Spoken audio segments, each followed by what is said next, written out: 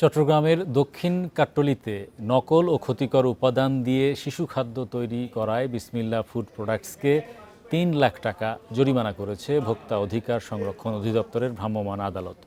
দুপুরে এই অভিযান পরিচালনা করা হয়।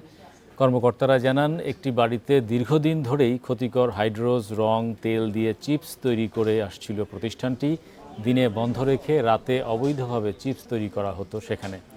খবর পেয়ে কারখানাটিতে অভিযান চালিয়ে ৩ লাখ টাকা জরিমানা করা হয়। ভেজাল খাবার তৈরি বন্ধে এমন অভিযান অব্যাহত থাকবে বলে জানিয়েছেন ভোক্তা অধিকারের কর্মকর্তারা।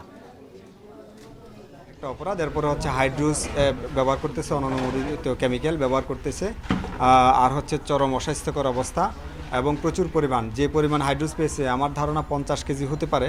আমরা এটা মেপে দেখিনি, তবে সম্ভাবনা আছে 50 কেজি হবে। এই পরিমাণ হাইড্রোজ, এই পরিমাণ কেমিক্যাল আমরা চট্টগ্রামের কোনো ফ্যাক্টরিতে আমরা খুঁজে পাইনি।